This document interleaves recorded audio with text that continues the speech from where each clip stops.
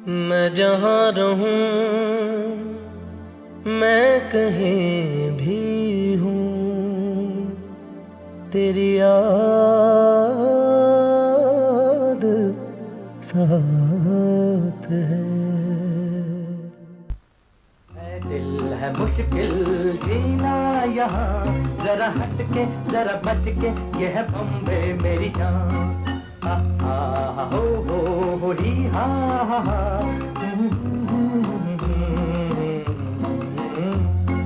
रसिका, ऊपर का क्या हाल है? ऊपर सब ठीक है, नीचे का क्या हाल है? नीचे तो सब सेट है, बस बा किधर है? बा पूजा कर रहे हैं, तुझे पता है ना, बा रोज सुबह पूजा करते हैं। ओके ठीक है।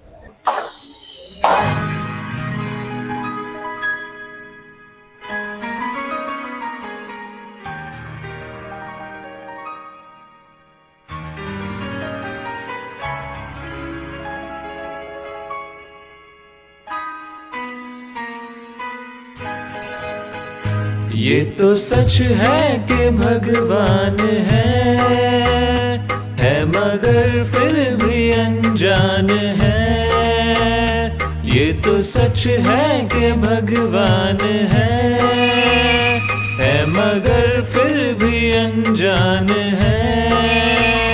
धरती पे रूप माँ बाप का उस विधाता की पहचान है। ये तो सच है कि भगवान है।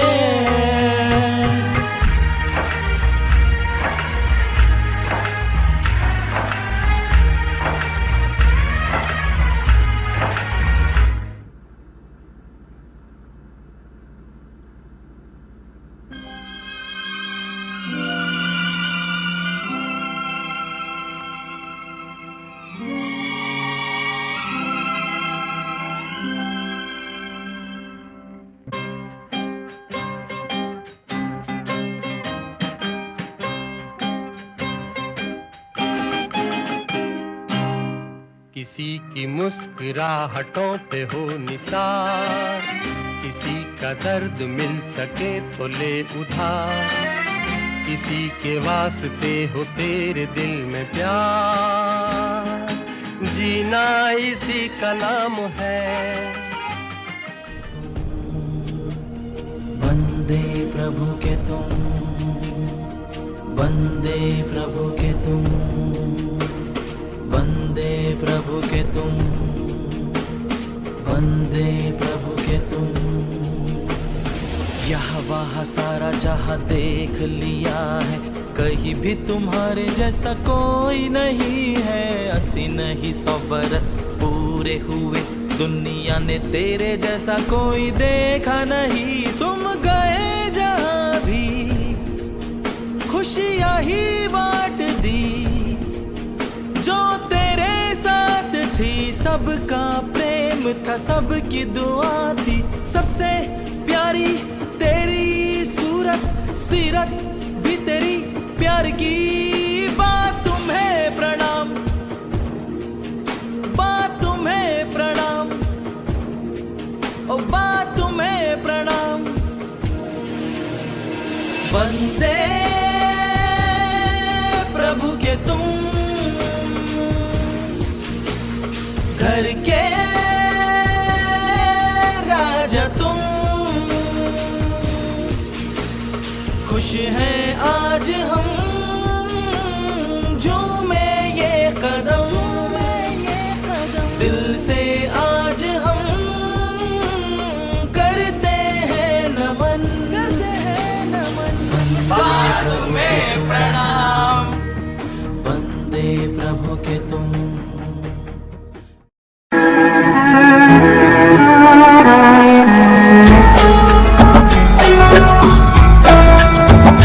एक प्यार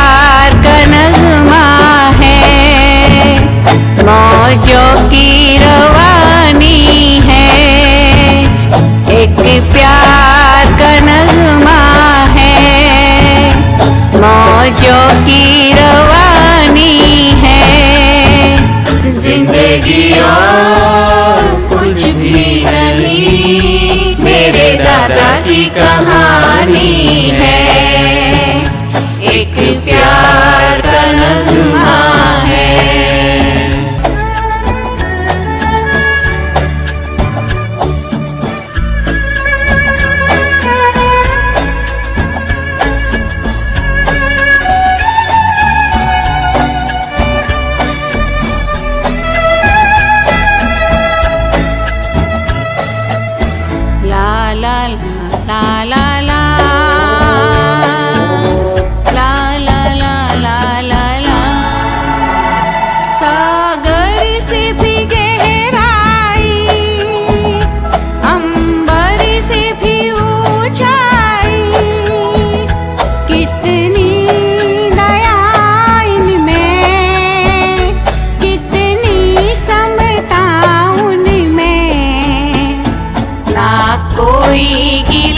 शिकवा ना कोई शिकायत है, जिंदगी और कुछ भी नहीं, मेरे दादा की कहानी है, एक प्यार का नगमा है।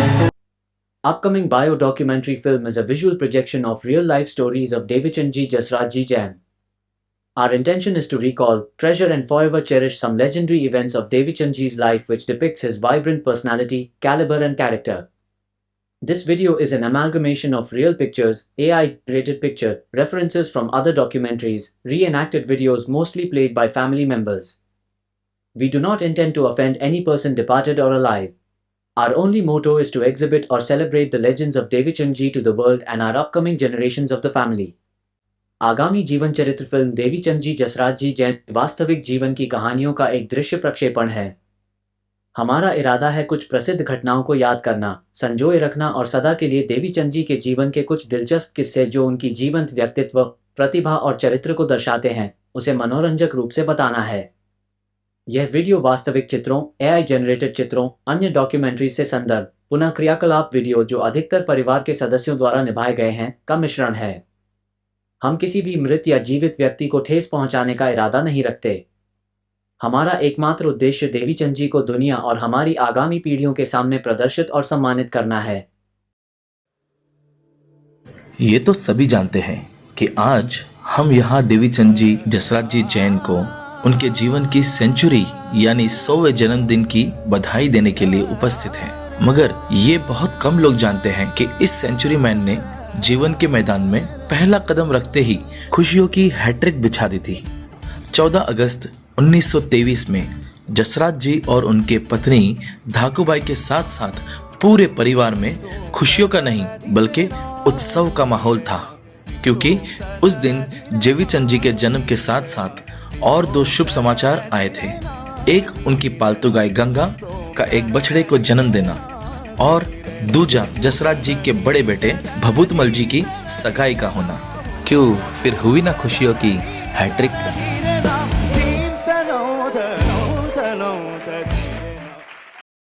देवीचंद जी के जन्म से घर में खुशियों की ऐसी धुआंधार बारिश हुई कि किसी को ये भास ही नहीं हुआ कि दुख के बादल 3 महीने के भीतर ही पूरे घर पर छा जाएंगे। धाकूबाई का अनियंत्रित सेप्टिसीमिया के चलते स्वर्गलोक प्रवास करना 3 महीने के नवजात शिशु के लिए कितना दुखद हो सकता था, ये उसके रोने की गूंज ही नहीं बल्कि जसराज जी की तन्हाई और उनके पूरे परिवार के आंसू चीख चीख कर बयान कर रहे थे। जसराज जी का व्यवसाय के कारण बंबई रहना देवीचंद जी के परवरिश पर एक बहुत बड़ा सवाल खड़ा कर रहा था, परंतु चित्रगुप्त ने देवीचंद जी के हर किस्मत का मोड़ अनोखे अंदाज में लिखा था। जसराज जी के बड़े भाई थे गुलाबचंद जी, जिनकी शादी के 1 वर्ष में ही गुलाबचंद जी का निधन होने से उनकी विधवा श्रीमती पेपीबाई संतान के सुख से वंचित रह गई। पेपीबाई को देवीचंद जी की परवरिश का सुख मिला और देवीचंद जी को मिली पेपीबाई की ममता। वाह रे किस्मत, तूने ऐसा खेल रचा दिया, 2 जान का अधूरापन तूने कैसे मिटा दिया। तेरी मैं बलाएं लूं, तुझे मैं दुआएं दूं, तुझको मैं खुशियों के साए दूं, ख्वाबों को सजाए तू, आँखों में बसाए तू, तुझको मैं दूं सब जो चाहे तू। सारी रात ये पहरा करे, कह तू चांद तारों को। एक नवजात शिशु का अपनी माँ का दूध पीना उतनी ही आम बात है जैसे कि रात के बाद दिन का आना, परंतु हमारे प्यारे देवीचंद जी की कहानी में माँ का दूध पीना भी एक अनोखी बात थी। उस समय में नवजात शिशु को ऊपरी दूध पिलाना पसंद नहीं किया जाता था, परंतु पेपी बाई जो कभी प्राकृतिक रूप से माँ नहीं बने, इसलिए उनका देवीचंद जी को दूध पिला पाना मुमकिन नहीं था। अब ऐसे में देवीचंद जी की काकीसा ने कुछ दिनों के लिए दूध पिलाया। उनका दूध सूखने पर एक राजपूत पड़ोसी मक्खन सिंह जी की पत्नी ने अपना दूध पिलाया। अब उनका भी दूध सूख गया तो बूटा जी माली की माता ने और फिर चेना जी कुम्हार की माता ने अपना दूध पिलाया। फिर जैसे जैसे वे बड़े हुए उन्होंने बकरी और गाय आदि विभिन्न घरेलू जानवरों का दूध पिया। देवीचंद जी ने माँ के दूध के बजाय विभिन्न रिश्ते, विभिन्न जाति और प्रजाति का दूध पिया है। उन दिनों की प्रचलित जाति व्यवस्था के बावजूद देवीचंद जी और उनके परिवार ने यह साबित कर दिया कि उन्होंने स्वयं कभी गांव में जाति धर्म का भेदभाव नहीं किया, और शायद इसी कारण गांव में हर बच्चे बूढ़े के साथ उनका प्रेमल और मिलनसार संबंध रहा है।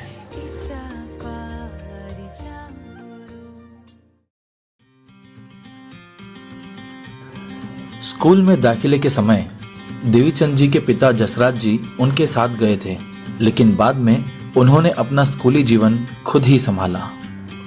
वह अपने पिता के आग्रह पर सुबह 4 बजे उठ जाते थे। वे सुबह 4 से 6 बजे के बीच पढ़ाई करते थे। इसके बाद वे अपने दैनिक कार्य करते थे और स्कूल के लिए निकल जाते थे। स्कूल से आने के बाद वे अपने पिता की दुकान में मदद करते थे। वह पूरी स्कूल में अव्वल रहे और मेधावी छात्र भी थे। वे अपनी पूरी स्कूली शिक्षा के दौरान मॉनिटर रहे हैं। हिंदी साहित्य सम्मेलन प्रयागराज की परीक्षा में भी वे पहले ही प्रयास में उत्तीर्ण हुए थे। स्कूल में हर वर्ष यात्रा का आयोजन करने में शिक्षक के लिए वे काफी मददगार साबित होते थे। देवीचंद जी को इंजीनियरिंग की शिक्षा में बेहद शौक था, जिसे देखकर उनके पिताजी जसराज जी उन्हें प्रयोग के लिए अपने स्क्रैप के व्यवसाय से स्क्रैप का सामान इस्तेमाल करने में सहयोग देते थे, जिससे कि उनको अपने नवाचार की प्रतिभा में बढ़ावा मिले। अपने इस टैलेंट से उन्होंने एक fully functional steam engine model बनाया था और ऐसे ही कई नवाचार जैसे कि धातु के टुकड़े और स्क्रैप का उपयोग करके टेलीग्राम आदि का भी निर्माण किया था। बड़े होकर इंजीनियर बनना ये अब देवीचंद जी और उनके पिता का सपना बन चुका था, जिसके कारण उन्होंने खालसा कॉलेज माटुंगा में दाखिला लिया था और उनके पिताजी चाहते थे कि वे व्यापार में शामिल ना होकर अपने शिक्षा पर ही ध्यान लगाएं और इंजीनियर बनकर उनका सपना पूरा करें, मगर वे दोनों आने वाले तूफान से बिल्कुल बेखबर थे। चूंकि यह द्वितीय विश्व युद्ध का दौर था, जापानी जासूस बंबई में अंग्रेजों की जासूसी करने के लिए मौजूद थे। गोदी बंदरगाह, मस्जिद बंदर पर अंग्रेजों के जहाजों के मलबे थे। इन जहाजों में बहुत सारे विस्फोटक, डायनामाइट और बारूद रखे हुए थे। यह वर्गीकृत जानकारी जासूसों द्वारा जापानी गुप्त सैनिकों को दी गई थी और अचानक शाम को उन्होंने इस जहाज को उड़ा दिया, जिससे बहुत बड़ा विस्फोट हुआ। विस्फोट की तीव्रता इतनी तेज थी कि दादर क्षेत्र तक के शीशे टूट गए, कई लोग मारे गए, करोड़पति सड़क पर आ गए, सभी व्यवसाय ठप हो गए। आधे व्यापारिक परिवार मुंबई यानी बॉम्बे छोड़कर चले गए थे और महीनों बाद जब व्यापार फिर से शुरू हुआ तो देवीचंद जी और जसराज जी वापस लौटे। व्यापार के इतने स्ट्रेस के कारण देवीचंद जी के पिता जसराज जी अस्वस्थ रहने लगे। एक समय ऐसा आया कि जब उनकी परीक्षाएं उनके सर पर थी और उन्हें अकेले ही व्यापार का प्रबंधन करना था, क्योंकि उनकी मदद के लिए कोई नहीं था। उन्हें कालवा देवी में डॉक्टर वेगाई स्ट्रीट से वैद्य जी की दवाई लानी होती थी। चूंकि वैद्य आचार्य मरीजों से भरे रहते थे, इसलिए उन्हें वहां लंबे समय तक दवाई के लिए इंतजार करना पड़ता था और इसलिए वे अपनी किताबें वही ले जाते थे और पढ़ते थे।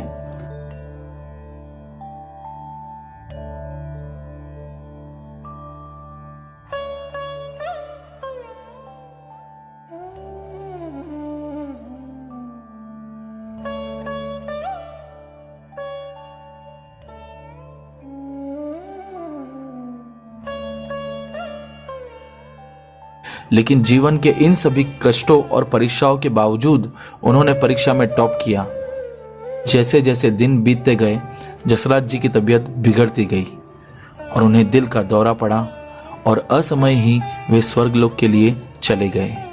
जसराज जी के प्राण के साथ साथ देवीचंद जी के इंजीनियर बनने के सपने ने भी दम तोड़ दिया और उन्हें परिवार के लिए पूर्णता से जसराज जी के व्यापार की डोर अपने हाथ में लेनी पड़ी।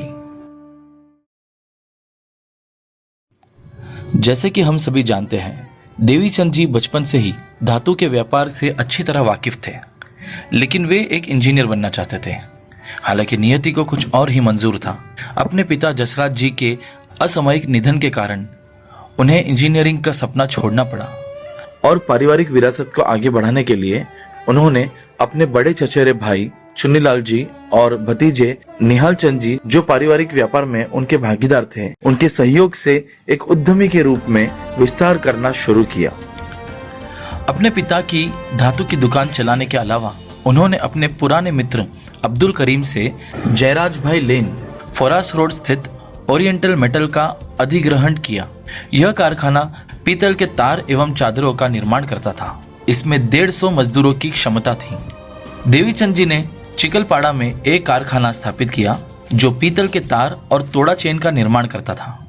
जोधपुर के अपने दोस्तों के साथ साझेदारी में उन्होंने मजगांव में एक कारखाना शुरू किया। यह कारखाना मोटर वाइंडिंग मशीन में उपयोग किए जाने वाले तांबे के तार पर डबल कॉटन कवरिंग लगाता था। उन्होंने मेवाड़ में देवला और शिवगंज के पास धनवाली में खदानों का अधिग्रहण किया, यानी टेक ओवर किया, जहां मुख्य रूप से कैल्साइट और बॉक्साइट का खनन किया जाता था। देवीचंद जी ने उनके गांव में 70 बीघा जमीन का अधिग्रहण किया। उन्होंने 10 वर्षों तक काम पर रखे गए श्रमिकों और मजदूरों के साथ खेती का प्रबंधन किया। देवीचंद जी के खेतों में लगभग सभी फल और सब्जियां उगाई जाती थी। उन्होंने जामली मोहल्ले में एक शाखा स्थापित की जो धातु के व्यापार में थी।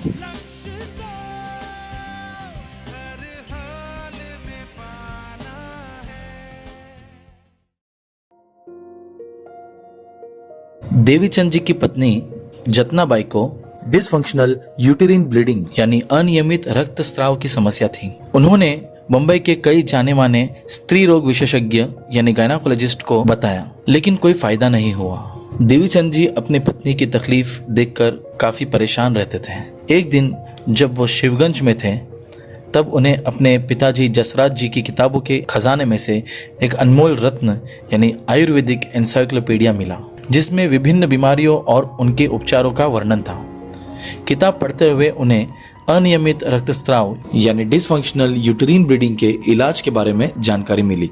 उसमें बताया गया था कि अशोक वृक्ष की छाल को एक विशेष तरीके से काढ़े के रूप में सेवन करना चाहिए। देवीचंद जी ने अपनी पत्नी के लिए यह इलाज शुरू किया।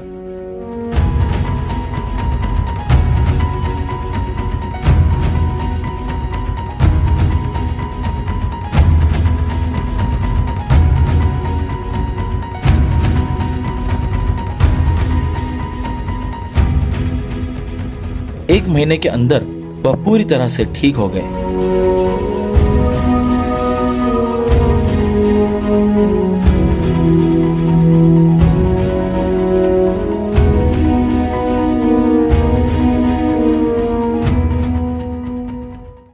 यह कहानी देवीचंद जी के सेवा बिना स्वार्थ इस मूल मंत्र को दर्शाती है।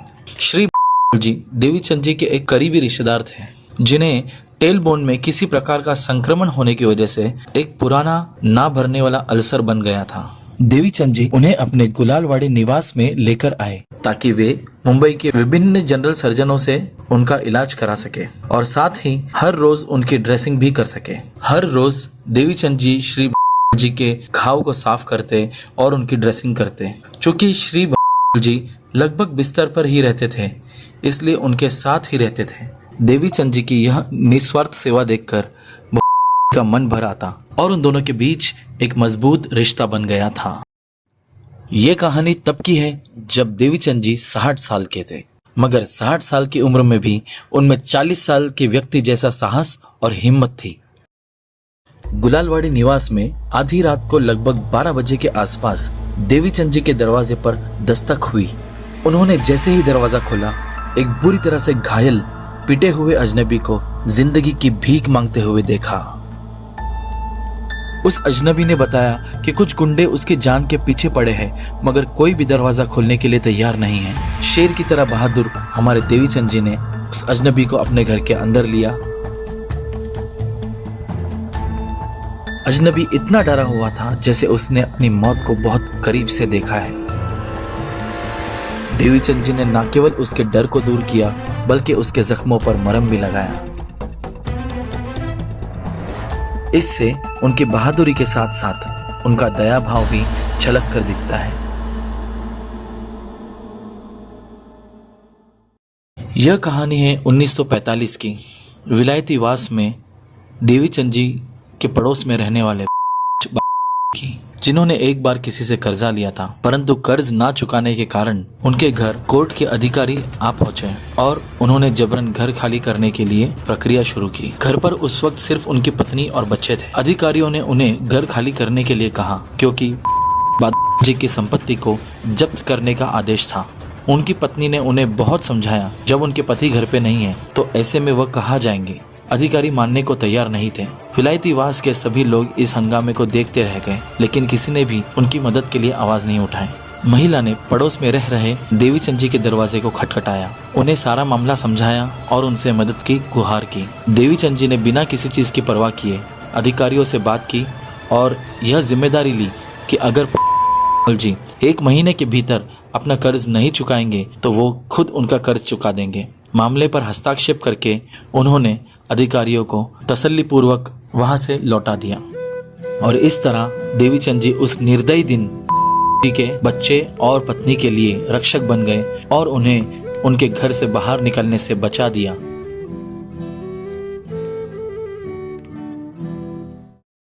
साल 1956 की बात है। मुंबई में दंगे हो रहे थे और दंगाइयों द्वारा लोगों की दुकानों को लूटा और जलाया जा रहा था। Vast mobs have been out in the streets of Bombay during 6 days of violence that have included murder as well as wrecking, burning and looting. हालात इतने खराब थे कि सड़क पर अगर कोई भी दिख जाए तो दंगाइयों द्वारा उन पर एसिड की बोतलें फेंकी जा रही थी। इसी दौरान देवीचंद जी के साले जी और उनके रिश्तेदार, जो पेशे से ज्वेलर थे, मझगांव में फंस गए थे। उन्हें वहां से निकालकर अपने गुलालवाड़ी वाले घर लाना था। माहौल बहुत खतरनाक था, लेकिन देवीचंद जी ने अपने दिमाग और हिम्मत से काम लिया। वह किसी तरह अपनी जान पर खेलकर बाईकला पुलिस स्टेशन पहुंचे। वहां उन्होंने सब इंस्पेक्टर को अपनी पूरी कहानी बताई और उन्हें पुलिस सुरक्षा दिलाने के लिए कहा। पुलिस की वैन में वह मझगांव पहुंचे और अपने रिश्तेदार को बचाकर वापस लाए। ये कहानी 1985 की है। गुलालवाड़ी दूसरे माले पर रह रहे देवीचंद जी के पड़ोसी के 20 वर्षीय बेटे के साथ एक भयानक घटना घटी।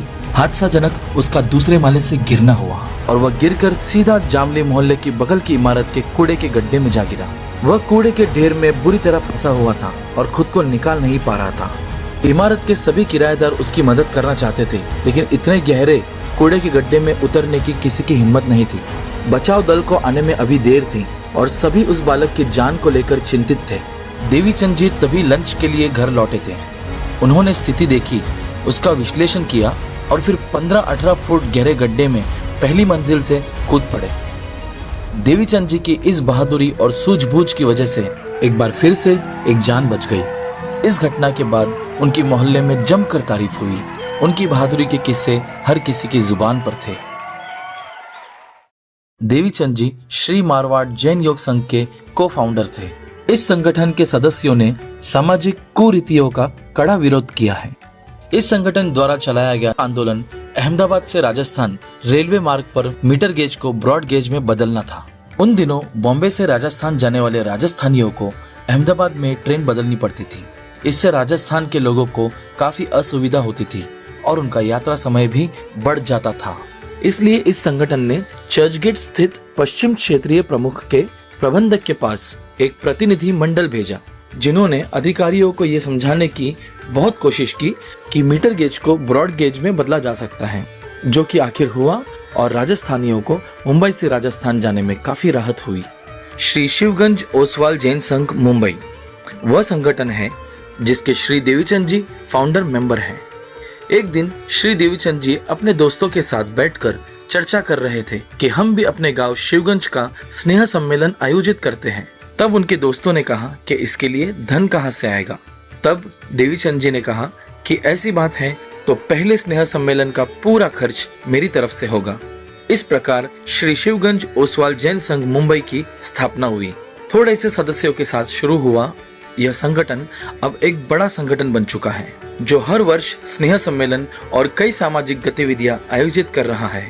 श्री देवीचंद जी को 8 जनवरी 2023 में एसएस ग्राउंड वडाला में आयोजित 32वें स्नेह सम्मेलन में शिवगंज भीष्म पितामह के रूप में सम्मानित किया गया। इसके अलावा श्री देवीचंद जी को अतीत में भी कई पुरस्कार से सम्मानित किया गया है। ये बात करीब 80 साल पहले की है, जब देवीचंद जी सिर्फ 20 साल के थे और शिवगंज गांव में रहते थे। गांव में 2 परिवार थे। एक परिवार में चंद जी और उनकी पत्नी रहते थे और दूसरा परिवार था परिवार, जिस घर में 50-60 लोग रहते थे। इन दोनों परिवार के बीच में सालों से दुश्मनी चलती थी। एक दिन किसी बात को लेकर कहासुनी और मारपीट होने लगी, जिसमें परिवार के 10-15 लोग मिलकर चंद जी को बेरहमी से पीटने लगे। चंद जी की पत्नी ने बहुत कोशिश की अपने पति को छुड़ाने की, मगर उन्हें कहीं से मदद ना मिली। अचानक उनकी नज़र सामने से आ रहे देवीचंद जी और उनकी पत्नी पर पड़ी, जिनके पास जाकर उन्होंने मदद की गुहार लगाई, क्योंकि 10-15 लोग मिलकर एक अकेले आदमी पर हमला कर रहे थे।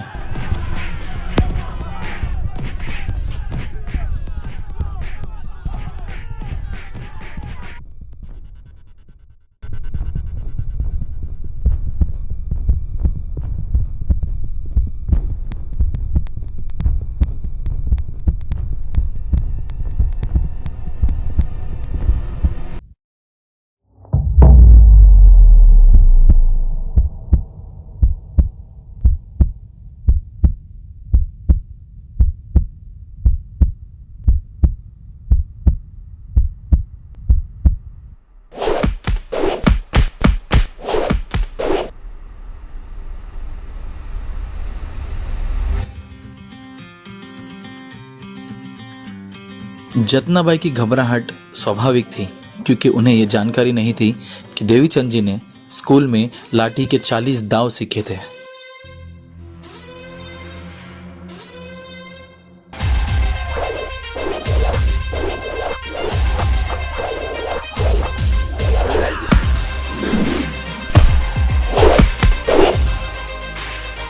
और उससे भी ज्यादा प्रभावित वह इस बात पे हुए कि उन्होंने अपनी इस कला का उपयोग सिर्फ और सिर्फ किसी को बचाने के लिए किया।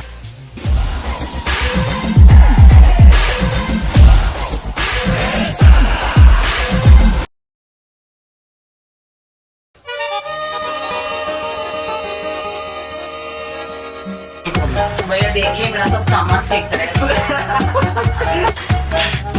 तू यहाँ तो फेस मारे मत। कोई नहीं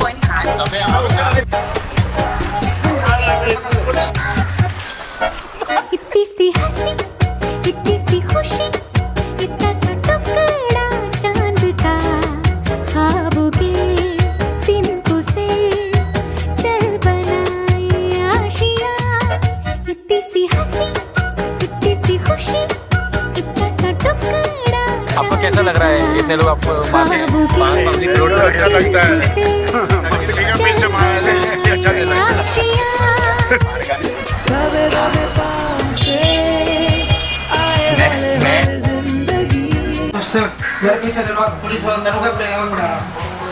बोलता मेरे पीछे पुलिस पड़ी। हम ताले लगा के चल गुमसुम तराने चुप के गाए आधी आधी बांट ले आजा दिल की ये जमीन थोड़ा सा तेरा सा होगा, थोड़ा मेरा भी होगा, अपना ये आशिया। इतना सा टुकड़ा चांद का, ख्वाब के तिनकों से चल बनाए आशिया।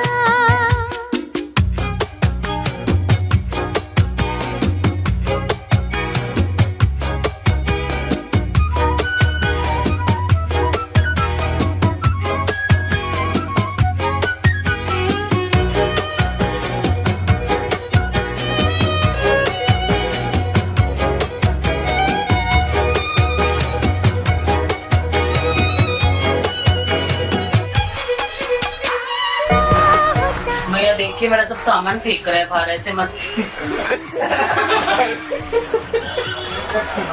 टेक 124।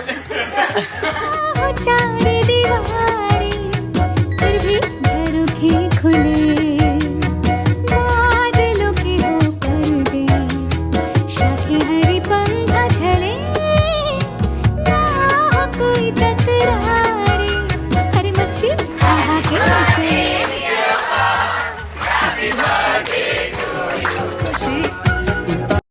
जन्मदाता है जो नाम जिनसे मिला, हम कर जिनकी उंगली है बचपन जला।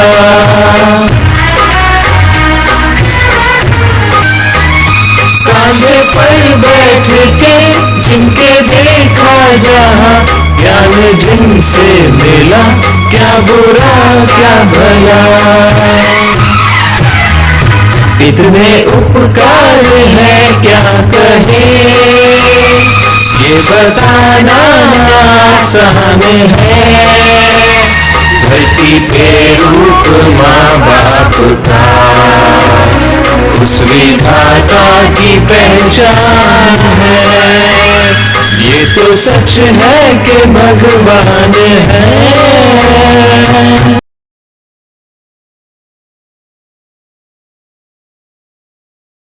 आदरणीय बंधुओं और बहनों, सबको नमस्कार एवं छोटों को आशीष। कल दिनांक 31/3/2024 रविवार के मेरे शताब्दी वर्ष समारोह में आपने उपस्थित होकर अपने अमूल्य समय का योगदान दिया, इसके लिए मैं आपका चिरऋणी हूँ। आपको धन्यवाद।